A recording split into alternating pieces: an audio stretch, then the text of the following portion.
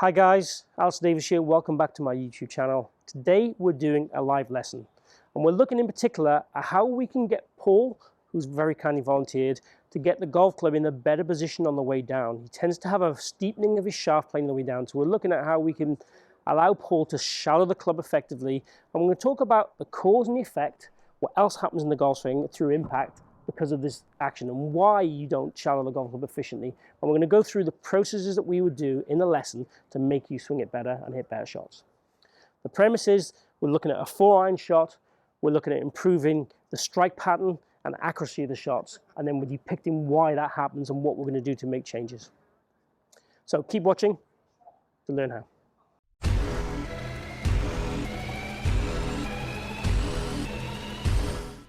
Okay, so what I see with Paul's technique, he's a very, very good player. He's a 3 handicapper, he's got a lot of skill, and when his timing is good, he will hit good shots. What we've tended to see from the TrackMan data is path is pretty neutral. He cuts across the ball ever so slightly, the face points left ever so slightly, but very well matched.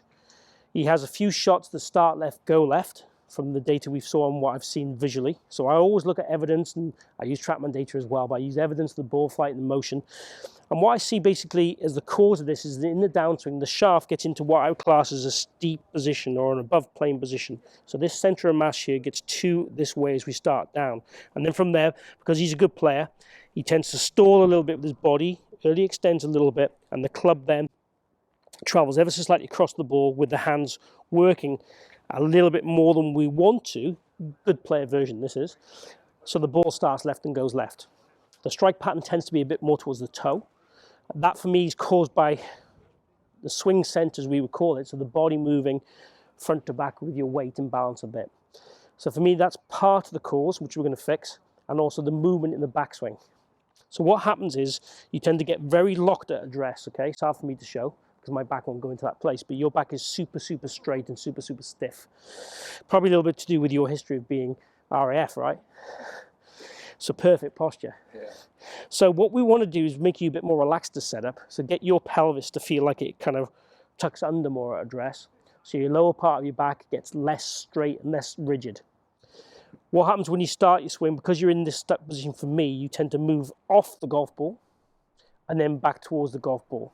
So there's this instability. You actually end up slightly extended at the top of the swing in point of view of your weight's more towards your toes. So your head's past where it starts ever so slightly. So this rocking and moving around I don't particularly like. So by changing your posture and making you what we would call more posterior tilted, so anterior would be way back here, posterior is more under here, it's going to allow us hopefully to turn a little bit more easily in the backswing without this movement going front to back. The other thing that happens because of your posture, you tend to move a little bit too laterally off the golf ball with your upper body, and you have what I call too much forward bend. Now we're not necessarily going to work on all these things. What we're going to do is change your posture and see how you naturally react to these things. But what we ideally want to see is a slightly more centered turn with no movement or less movement front to back. Because of this movement front to back and a little bit to do with your right arm at address, your right arm is very straight at address, the club tends to roll inside. Now when it rolls inside and then as you move to the top of the backswing and moving forward, instinctively the first thing that wants to happen is this steepening of the shaft on the way down, and then this recovery, and a good recovery you do. So what we're looking to do today really with you is get the posture better, get this right arm into what I call a give blood position, so much more bent back from the left arm position. Start the golf swing then with a slightly more upright backswing. So feeling as we start the swing there'll be a little bit more left bend, right arm staying on top, and then from there just turn to the top quite naturally, and then we're going to work on shallowing on the way down.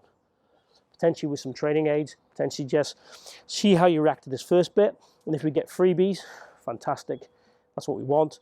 And if not, we'll start to address things as they go right and wrong from here, because we might well get what we call regression, so things as you try to adapt, and otherwise we'll get things that work better for us without us trying, which is lovely.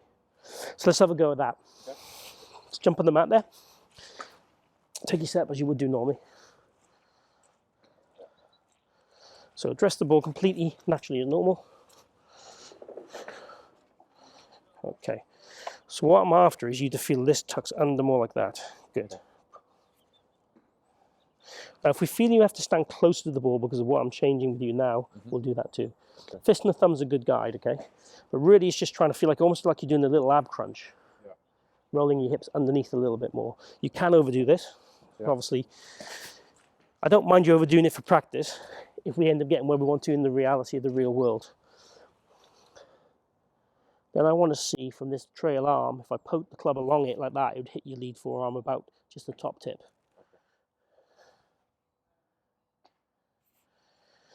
Okay. So from there, just hit a few shots away. Let's see how you look.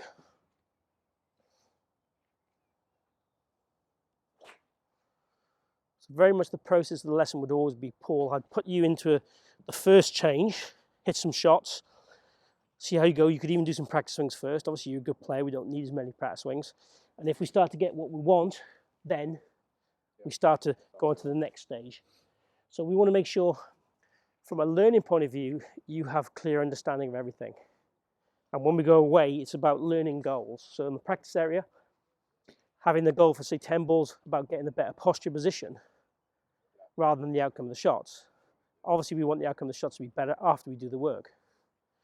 So same kind of routine. Feel like you're taking your address, then tucking your hips under a little bit more, and tucking your right arm in. Raise your lead arm a little bit as well. That's good. Lovely. Then swing.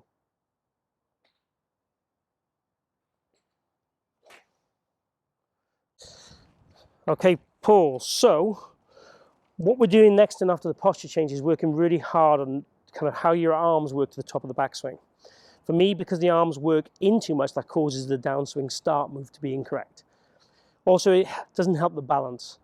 The arms working in makes you work towards your toes too much. So what we're trying to do here is work your arms much more up. If you take your setup, and we've got the swing plane mate on here, just readjust that a touch.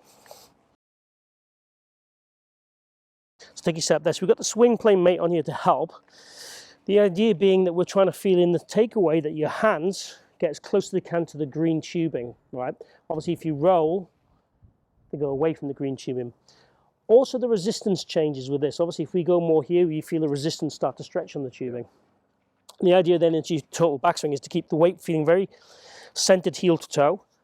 And we feel that you resist, resist, resist, resist, resist. If anything, just feel a little bit kind of taller with the arms. Yeah. Wider with the shaft. Not paramount that, because it wasn't bad. And on the downswing, we go loose. And that allows us to feel that shallowing. Because you've always been inside and steep, we're working on the opposite kind of effect here with the plane mate. Go ahead and hit one. So practice swing it first. So work it to the top. Really feel that resistance. All the way to the top there. Very good. And then let it go loose on the way down. Okay, now try a ball.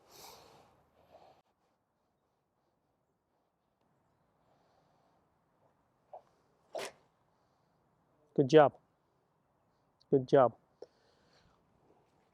So what we do with this, Paul, just for the future, is if we found the balance stills moving around, we might add some more balance stuff in as well, like a balance tube under your feet as you're doing the same drill. But for me, this would be a great training aid for you to use. If you were going to do it without training aids, we'd be simply trying to feel, again, if we swap places, that we had the feeling of the handle dragging back a little bit more, club head staying outside the hands, then the arms kind of steepening to the top of the backswing, even if you've got two upright. And then from there, the feeling of pronating or letting the trail arm work underneath the lead arm on the way down and hitting draws. Okay, so hitting draws as a task will get you to feel what we want you to do as well. So kind of the old over and under drills.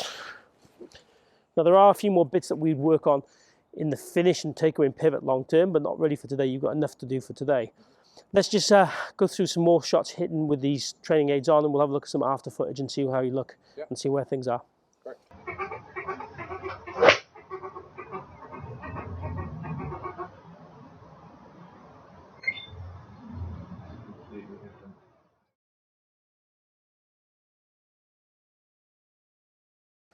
Okay, so there we have it. Paul has changed basically his setup and his backswing arm action, and that's allowed him to shallow the club semi-naturally, but also using the swing plane mate from Tour Striker has given him some more feels to do that. My recommendation would be you'd buy one because it's made a difference to your swing. Your swing is definitely hitting more the positions I want you to do. which will take you from that kind of pull hook as your bad shot to more a push shot or a draw shot onto target. It's not essentially you draw or fade it for me because your speeds are good and you know everything else you do is good. So it's not essentially you do one or the other.